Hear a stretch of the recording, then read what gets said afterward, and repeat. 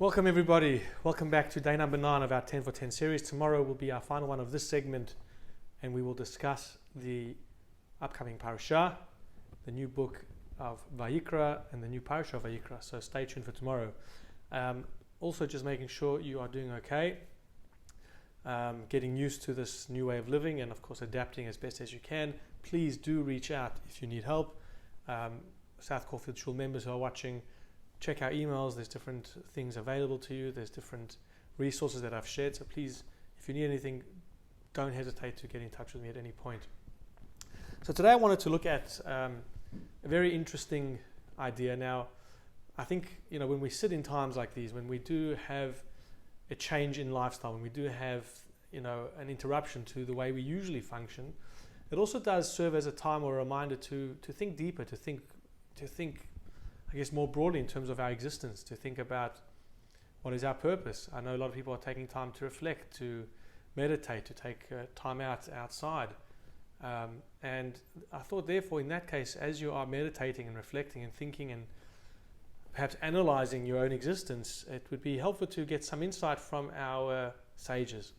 And I want to reference a piece of Talmud which focuses on 4 main questions that apparently we get asked when we go to the next world, as our soul makes a journey, and I hope to teach about that as well online at some point. But it says that when we come to the next world, so to speak, our soul makes that journey, we get asked 4 questions. And these 4 questions are not here to scare us, God forbid, not here to make us wonder what will be in the next world, but I think really tries to help us have guidance as to how we should be conducting our lives. How should we live our lives and how should we be focused in terms of making the world a better place as best as we can.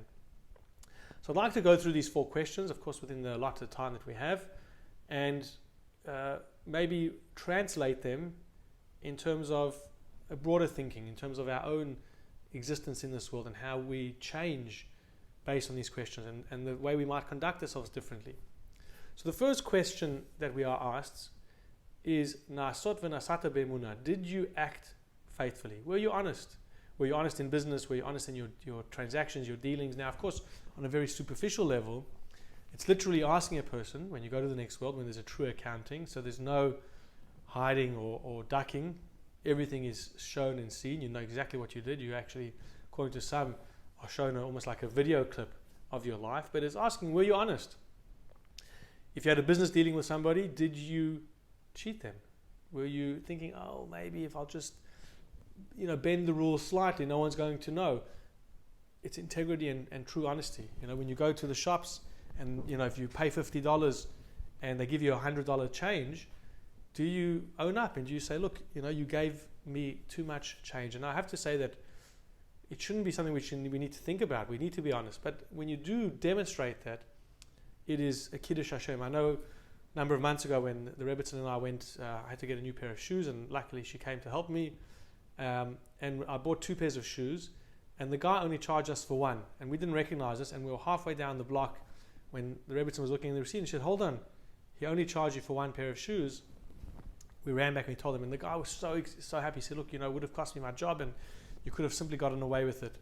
No one would have known any different. We didn't leave any details. He wouldn't have been able to track us from the credit card either. And so that was honesty. I'm not saying I'm some amazing person, but just showing the effect of what it could do if you don't act honestly. It could have been a chilul Hashem, a desecration of God's name. But the deeper significance of the question is really, were you honest with yourself? And what do I mean by that? It's a question which I think, as I said, requires lots of meditation, lots of grappling with. But when you look at what you're doing in your life at this present moment, now I'm not saying we have to all be these incredible, heroes running around curing cancer, perhaps finding the cure for the coronavirus, being superstars, being, excelling as professional athletes and so on and so forth. I'm saying just look at yourself honestly and saying, am I being faithful to my mission? I recognize I have certain strengths. I recognize I have certain weaknesses. Am I being honest with what I'm actually going to do? Or am I just living life without any foresight, without any planning? And there are times, one of my favorite analogies is about the king who was looking for an archer. So he went from town to town with his general looking for the most talented archer. And they came and they saw in one of the fields, of the archery fields, they saw that there was this target set up, and every single target had been hit in bullseye. And they summoned the person in charge of the field. They said, look, who is this archer that's been practicing? And they brought this 16-year-old boy, and they said, well, demonstrate it for us. So he took all these targets, he shot all these arrows, and then he walked up to the arrow with his marker, and he drew a bullseye around where the arrow already hit. And the king said, of course, you fool, you're supposed to draw the bullseye before you shoot, not after you shoot. And I guess the nimshal, the comparison is to life. Do we live our lives that at the end of the day we just, okay, whatever happened, or do we have focus? Do we say, you know what, I think I can achieve this, I think I can do this in my life, I'm going to set a goal, I'm going to set a particular thing that I want to make sure happens in my day-to-day basis. And I think right now, more than ever, it's important to have plans, to have schedules, because the days are intermingled, there's lots going on around us, and sometimes you need that focus. So the first question you asked, were you honest? Of course, legally and spiritually and emotionally, were you honest to yourself as well?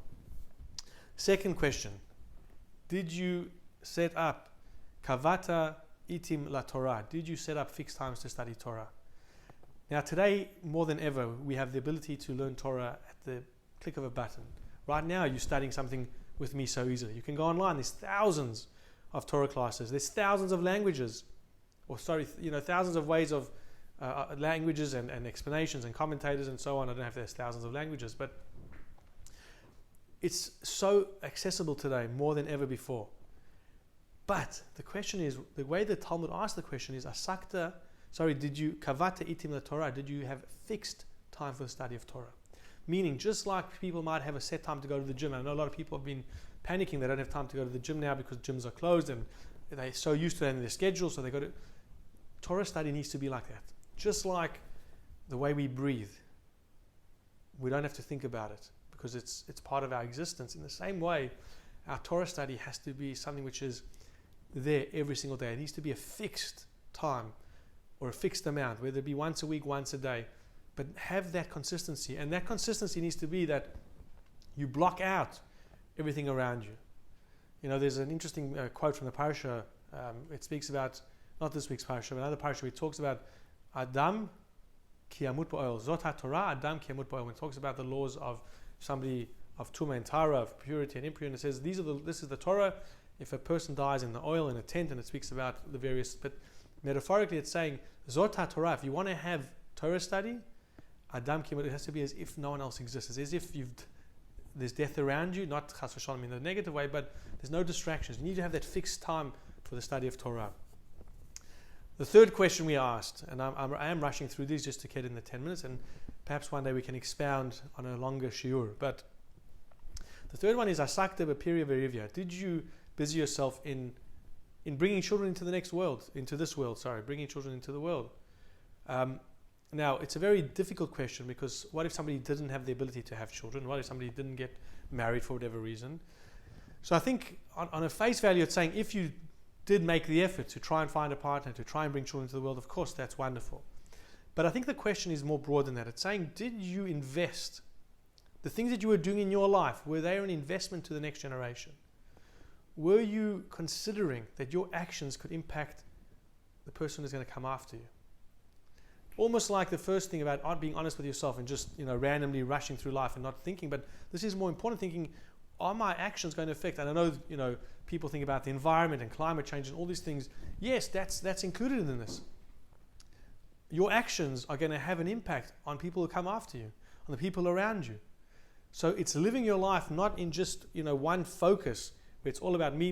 It's about how are the things that I'm doing impacting those around me, and as I said, more importantly, the next generation. So am I doing things to ensure the next generation is going to have it better than I have it?